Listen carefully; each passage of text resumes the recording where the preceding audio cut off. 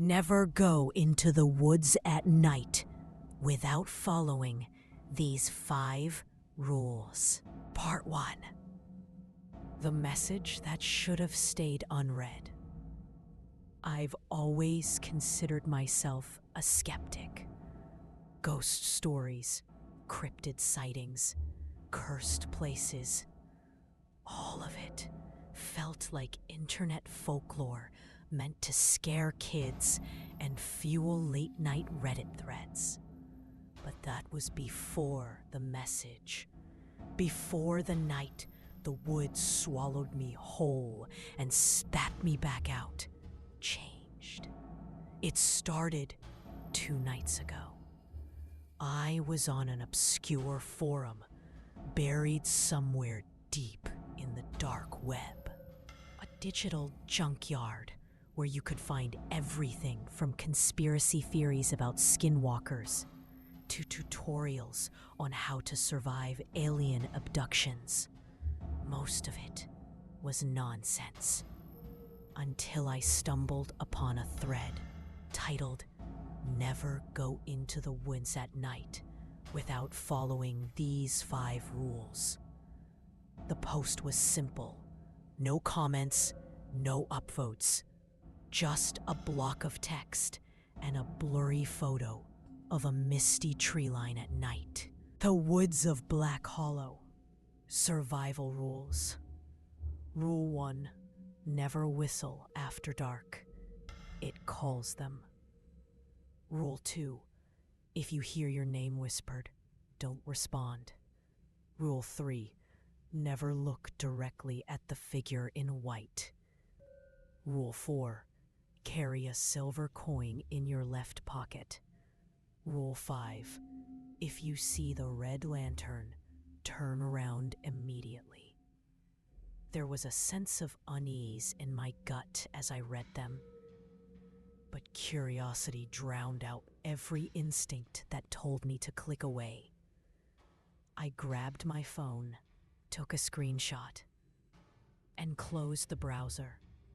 By morning, I was already searching for Black Hollow online. Turns out it wasn't some fictional place. It existed. A dense, unmarked stretch of forest in northern Wyoming, with a history of missing hikers and strange disappearances dating back to the 1800s. Against my better judgment, I packed a bag, flashlight, power bank, 2 cameras, a pocket knife, and a silver coin I'd had since childhood. I left a vague note for my roommate and hit the road by afternoon. The sun was bleeding out behind the horizon by the time I reached the outskirts of Black Hollow. The tree line was dense, the air unnaturally still, and something about the shadows felt heavier than they should have been. I parked the car, took a shaky breath, and stepped into the woods. I swear to God, the moment my foot crossed the first line of trees, the world changed. The temperature dropped by at least 10 degrees. The air smelled thick, like damp earth and something metallic. I switched on my flashlight, the weak beam barely cutting through the suffocating dark. 100 yards in, I found a crude wooden sign nailed to a tree. The letters were faded, but still readable under the flashlight's glow. "You've been warned." I laughed nervously. Some local kids probably trying to scare tourists. But then I heard it. A whistle. A single, clear, human whistle. 3 notes, carried on a wind that hadn't existed a second ago. I froze. Every hair on my body stood up. Rule 1. Never whistle after dark. It calls them. I hadn't made the sound, which meant something or someone else did.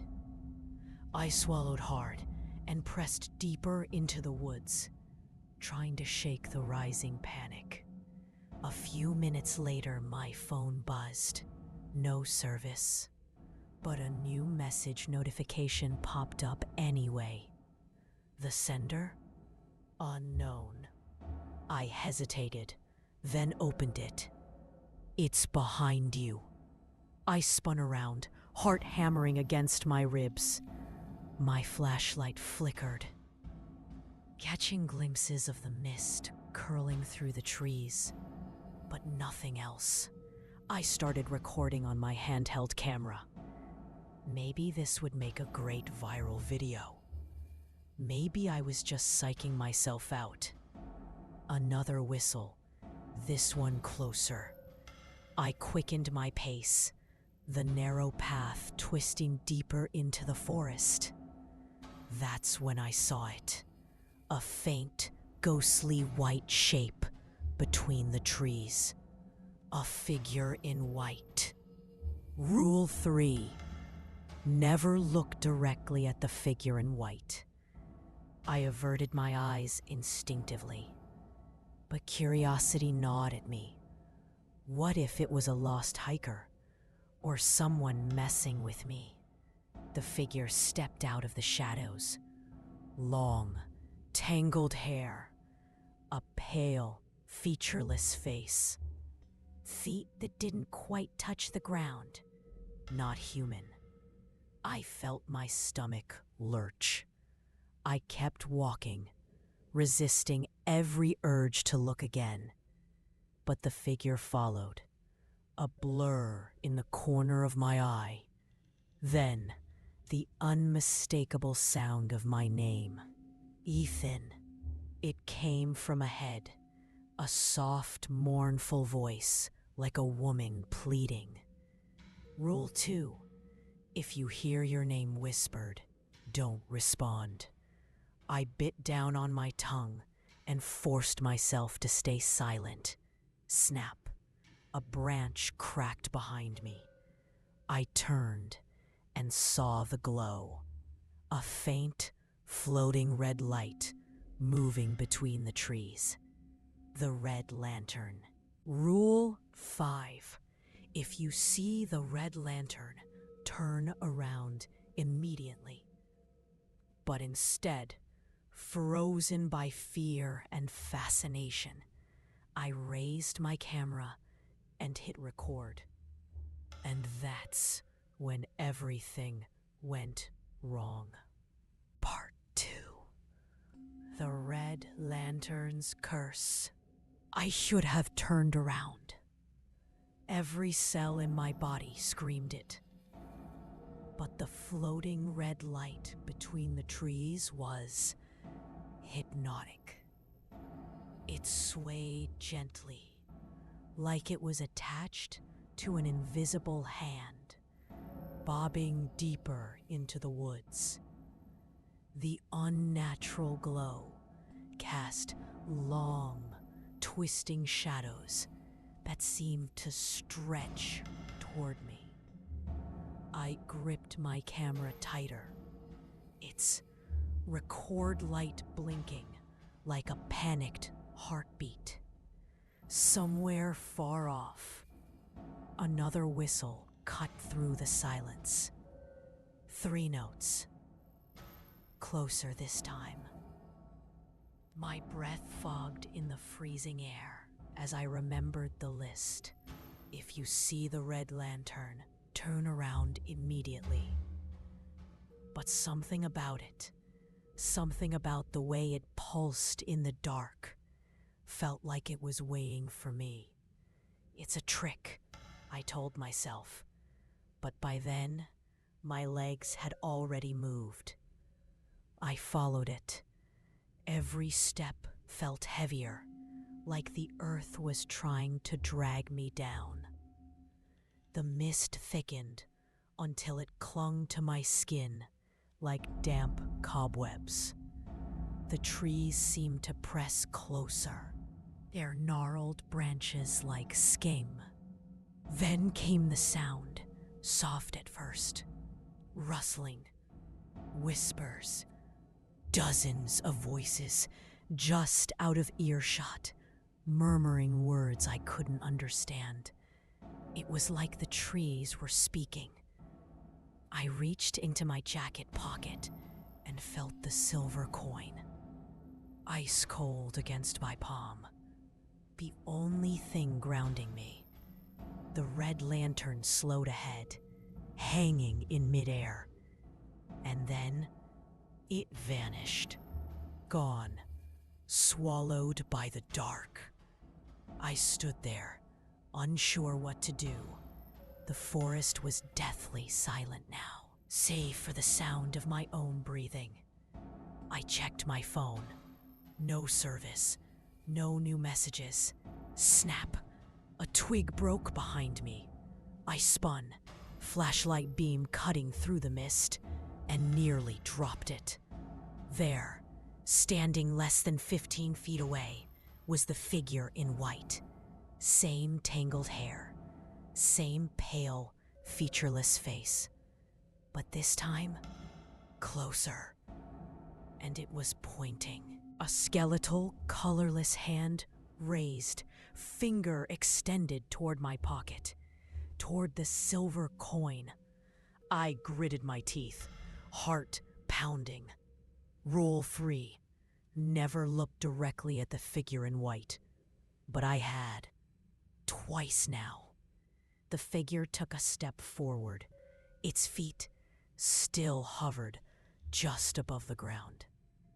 The whispers around me grew louder, like 100 invisible mouths breathing against my ear. Then, from somewhere deep in the woods, a second voice called my name. Ethan, help me. Not a whisper this time. A desperate, human voice, male. It sounded like my brother, except my brother had died 3 years ago. Rule 2. If you hear your name whispered, don't respond. But this wasn't a whisper, was it? I hesitated. Logic tried to anchor me. It's a trick. It's always a trick. But then the voice came again, choked and pleading. Please, I can't get out. I gripped the coin tighter, my thumb pressing so hard against its edge, it drew blood. And I did the one thing I shouldn't have. I spoke. Where are you? The moment the words left my mouth, the forest erupted. A low, guttural growl rolled through the trees, shaking the ground beneath me. The mist turned thick and red, like bloodied smoke. And from the shadows, things began to move. Dozens of pale, human-like figures, eyes hollow, mouths sewn shut. Some crawled on all fours. Others floated inches above the ground. All of them turned toward me at once, and the figure in white smiled, a sickening, inhuman curl of its lips. Snap, crack, snap. The trees around me shifted as if alive. A red glow returned, but this time it wasn't a lantern. It was eyes. Dozens of glowing, crimson eyes watching from the dark. I ran. Branches whipped my face. Thorns tore at my jacket. I could barely see, barely breathe, but I didn't stop. Whistles, footsteps, my name whispered over and over. Ahead, I spotted something, a clearing. Faint moonlight cut through the mist. I burst through the tree line and stumbled into an open space. In the center stood a dilapidated wooden cabin. Its door hung open, creaking gently. A faded sign above the frame read, "Safe House." I didn't question it. I sprinted inside. Slamming the door behind me, the noise cut off everything. The growls, the whistles, the voices, silence. I collapsed against the wall, chest heaving. The room was small. A single wooden chair, an old oil lamp, and on the table, a leather-bound book. I approached it cautiously, hands trembling as I opened the cover. I flipped through the pages. It wasn't just the 5 rules I'd seen online. There were dozens, pages and pages of them. Rule 6. Never enter the safe house after midnight. Rule 7. Don't read the final page. I glanced at my watch. 11:58 p.m. 2 minutes. I had to decide. Stay inside and risk breaking Rule 6, or go back out into that living nightmare. I held the coin, felt its cold comfort. Then, a knock. Soft, deliberate, from the window behind me. "Ethan, it's me," the voice again. I turned. There, peering through the cracked, dusty window, was my brother's face. Except it wasn't. Not anymore. Part 3. Voices of the Hollow. I couldn't breathe. The face at the window was wrong. Its features were too perfect, like a porcelain mask shaped to resemble my brother's, with glassy, lifeless eyes and lips that stretched into an unnatural, toothless grin. The skin was waxy, like old candle wax beginning to melt. It tapped the window pane once, twice. "Ethan, it's me. Open the door." I stumbled backward, nearly knocking over the oil lamp. No, it wasn't him. Couldn't be. Rule 2. Never respond to voices calling your name. I already made that mistake once. Not again. I fumbled through the rulebook, hands shaking as I scanned the pages. Rule 12. If your loved one appears at the window, don't acknowledge them. Close your eyes. Count to 30. Do not open them early. I closed my eyes tight. 1, 2, 3. The tapping continued, growing harder, more frantic. I could hear the glass straining under the pressure. "Please, Ethan, help me." The voice cracked, a mixture of sorrow and rage. And then something scraped against the wood, like nails dragging down the side of the cabin. 14, 15. The room felt smaller, the air heavier. 17, 18. The whispers returned. They came from the walls, from beneath the floorboards, from inside my own skull. A chorus of voices murmuring my name, each one sounding like someone I'd once known. "Ethan, Ethan, Ethan." 25, 26. The tapping stopped. Silence. 30. I opened my eyes. The window was empty. No face, no tapping. Only darkness and mist pressing against the glass. I exhaled, realizing I'd been holding my breath. But the relief was short-lived. A soft creak behind me. I spun around, raising the lamp. The front door was ajar. I hadn't touched it. The rulebook dropped from my hands. Its pages flipped wildly in the draft. From the doorway, a figure entered, tall, shrouded in darkness. No face, no details. Just a moving silhouette, darker than the room itself. I grabbed the silver coin, pressing it against my palm until it bit into my skin. "You've broken 2 rules already, boy." The voice was ancient, rasping like dry leaves scraping together. I tried to speak, but my throat was tight. It stepped forward, its shape shifting with every step. Now a tall man, now a child, now something inhuman. Each movement left behind a faint trail of shadow. "This place isn't yours. It belongs to them." Rule 8. If the collector speaks to you, don't answer.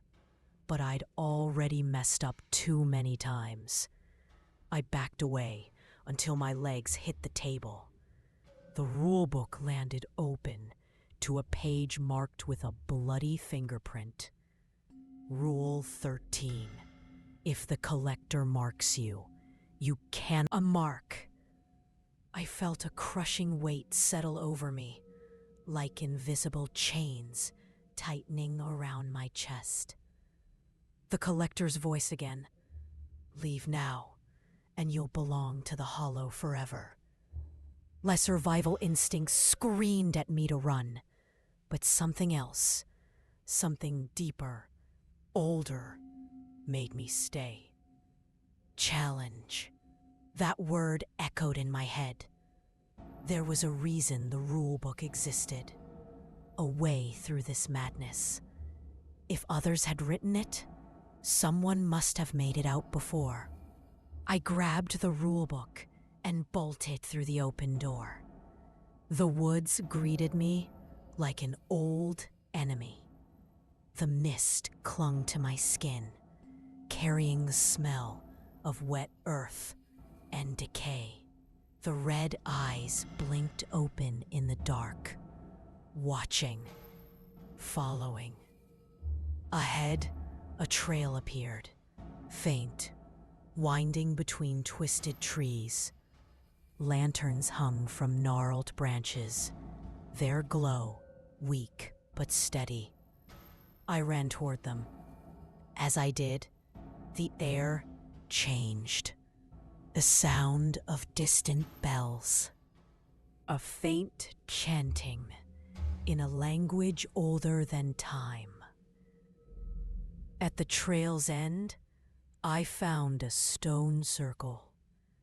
7 jagged stones, each marked with ancient runes, surrounded a shallow pit. Inside it burned a cold blue flame. A figure stood at the edge of the stones, cloaked in animal hides, antlers crowning their head. Skin stretched too tight over a skull-like face. Eyes like pits of ink. I knew what it was. The Skinwalker. It regarded me silently, then gestured to a slab of stone beside the fire. On it lay an old, rusted knife. The rulebook's pages turned on their own. Rule 20. To complete the challenge, you must leave a part of yourself behind. A hand, an eye, a name. The price for survival. The skinwalker's empty gaze held mine.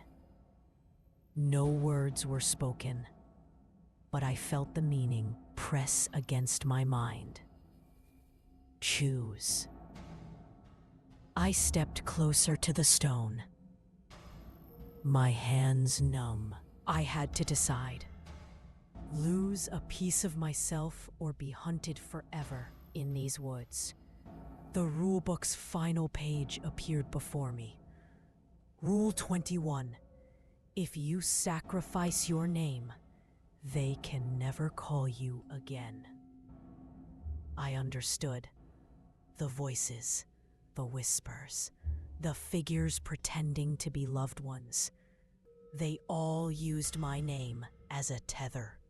Without it, I could walk unseen. It was the only way. I took the knife, carved my name into the slab, letter by letter. E-T-H-A-N. The moment the last letter was cut, the flames roared, turning white hot. A scream rose from the woods. Dozens, maybe hundreds of them. And then, silence. The mist began to lift. The eyes blinked out. One by one, I looked down. The name on the slab shimmered, then crumbled to ash. The skinwalker stepped aside, pointing to a path behind the circle, one that hadn't been there before. I took it without looking back. Part 4. The Path of Names Forgotten. The path was narrow, flanked by ancient trees whose branches knotted together like the gnarled fingers of the dead. Mist still clung to the ground in thin tendrils, curling around my ankles as I walked, but the oppressive weight in the air had shifted. It wasn't gone, just watching. I kept the rule book clutched tight in my left hand, the other brushing the handle of the rusted knife still tucked into my belt. The skinwalker's trail had led me deeper into a part of the woods untouched by time. Here, the world felt older. Rule 22. Do not look behind you after sacrificing your name. I obeyed, even though I felt the heavy stare of unseen eyes following every step. I could no longer remember the sound of my own name. It was as though the very concept of it had been scrubbed clean from my mind, leaving only a hollow ache in its place. I wondered what I'd feel when, if, I made it out of these woods. Would my family recognize me? Would anyone? Would I even recognize myself? Ahead, the trail split in two. To the left, a winding path lined with weeping birch trees. Their branches hung low and motionless, despite the stale wind. To the right, a hollow opening between two massive oaks, darkness yawning like a waiting mouth. The rulebook's pages fluttered again, settling on a new rule. Rule 23. When faced with two paths, follow the one with no wind. I knelt, placing my palm against the damp earth. The air to the left was still. The birch branches hung like heavy curtains. I chose the left. As I moved, strange shapes took form in the mist, silhouettes of people, frozen mid-motion. A man clutching his chest, a woman with her head thrown back as though mid-scream, a child reaching out with a tiny imploring hand. None of them moved. None of them blinked. I avoided their gazes, focusing on the trail ahead. I could feel their sorrow pressing against me, heavy as the fog. After what felt like hours, a new clearing opened before me. In the center stood an ancient cabin, far older than the one I'd hidden in earlier. Its wood was blackened by time, and its crooked chimney belched thick, gray smoke into the sky. Symbols were carved deep into the doorframe. Symbols I recognized from the rulebook. Wards against the skinwalker. Protection circles. I approached cautiously, reaching for the door. Before I could touch it, a voice spoke from within. Another fool with no name. It was a woman's voice, brittle and dry as autumn leaves. The door creaked open. Inside sat a figure hunched beside a dying hearth.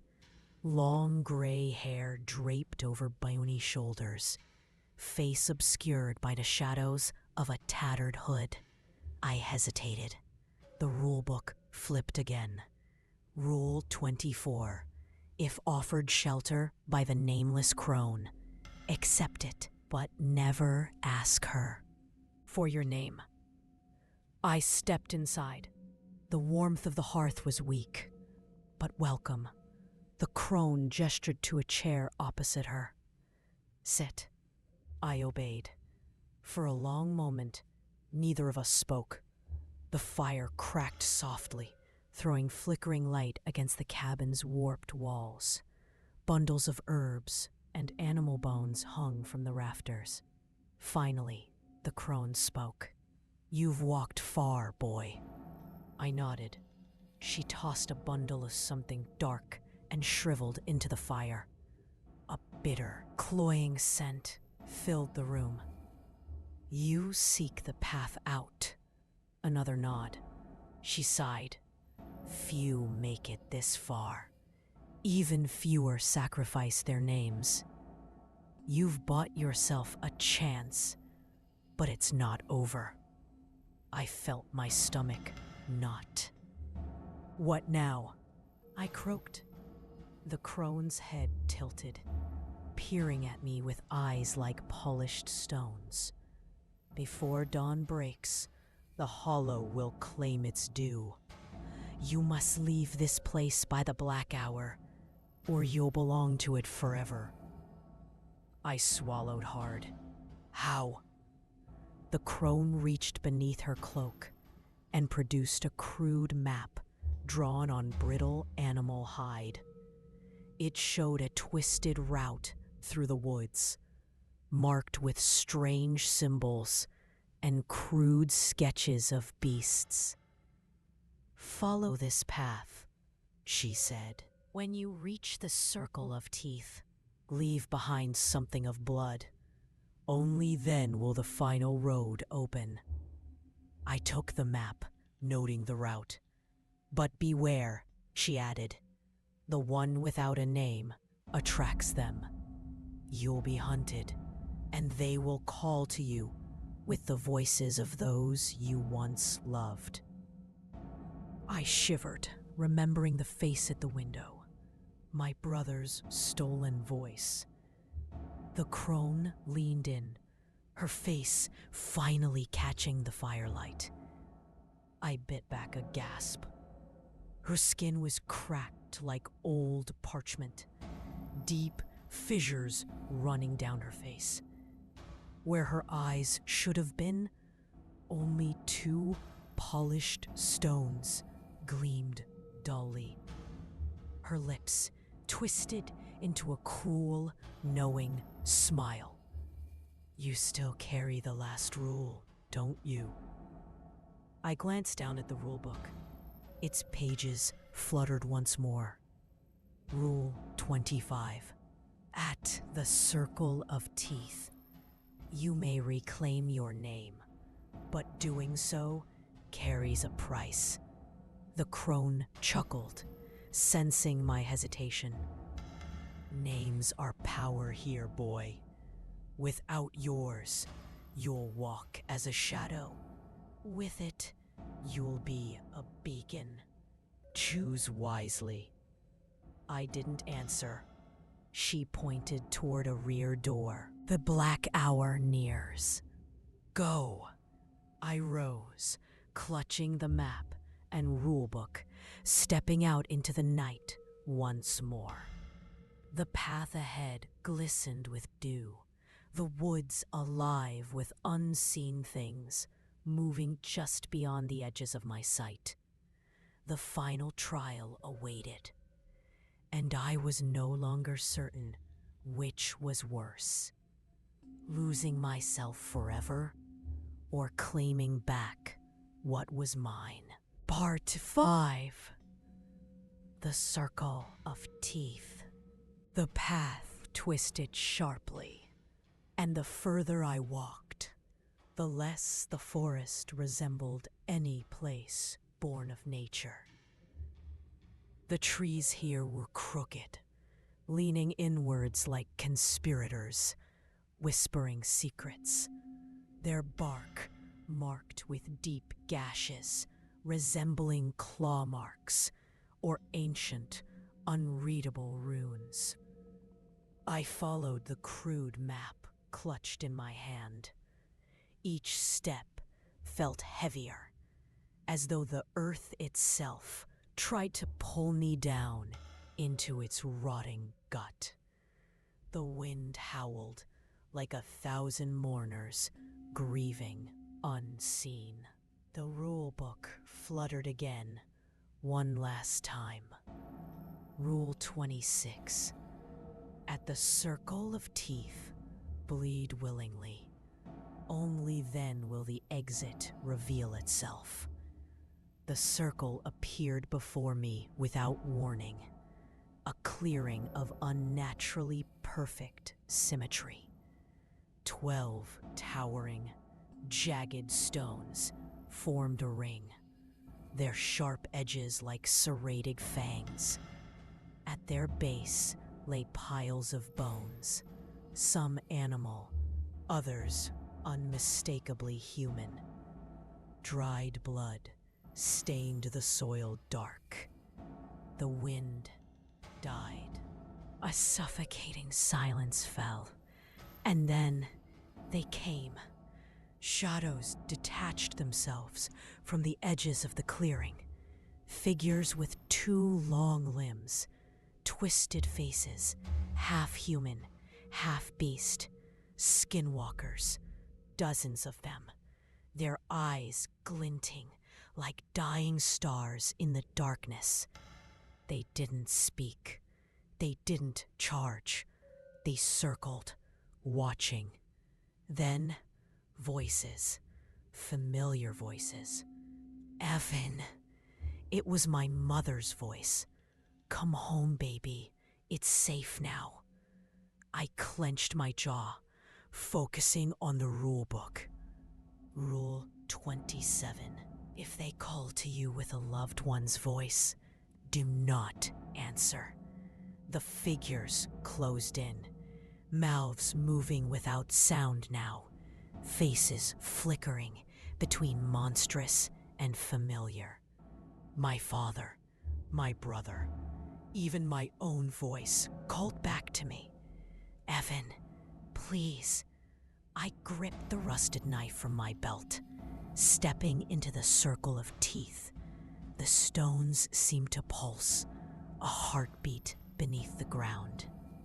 At the center of the circle lay a crude stone altar, black with ancient blood. I approached. The skinwalkers waited, surrounding the circle, but not crossing its invisible line. Their bodies twitched, bones cracking as they mimicked human gestures. I placed the rulebook on the altar, blade in hand. I hesitated. Then, a final rule appeared in my mind. Rule 28. Speak the name you sacrificed. Spill blood and leave behind something you love. My name, my blood, and something I loved. I took a deep breath, raising the knife. Evan. The name tasted foreign, bitter on my tongue, after so long without it. But as I spoke, the forest itself seemed to recoil, the skinwalkers shrieking in unison, shadows writhing. Without hesitation, I dragged the blade across my palm. Blood welled, hot and crimson. I let it drip onto the altar. The ground trembled. The stones of the circle glowed faintly, symbols rising from their surfaces in sickly green light. The third offering, something I loved. I pulled a worn photograph from my pocket, the last picture I had of my brother and me, our arms around each other, grinning. It was all I had left. I placed it atop the altar, blood soaking its corners. The air cracked like glass. A howling wind tore through the clearing. And then a path revealed itself. A narrow, luminescent trail leading between the stones and into the dark beyond.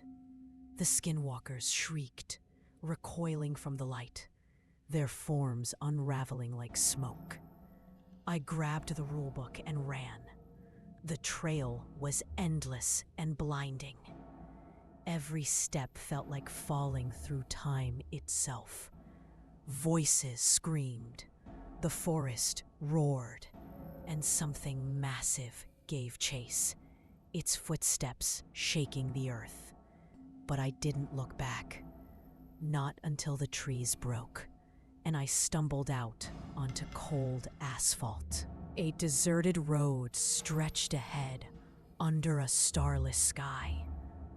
The rulebook burned to ash in my hands, crumbling into the wind. I collapsed, the weight of what I'd seen and done crushing me. A single signpost stood by the roadside. Welcome to Gravemore County. I was out, alive, but not the same. I stared down at my bloodied hand, at the scar the blade had left. I remembered my name, but a part of me would always belong to those woods. The wind carried a final whisper. We'll be waiting. Evan, and in the distance, deep within the trees, a pair of pale, inhuman eyes watched. If you ever find yourself lost in the woods at night, remember these rules, or you won't make it out. Subscribe for more terrifying tales. Like, comment your favorite rule, and share with a friend who loves horror. New rule horror story every week. Don't miss it.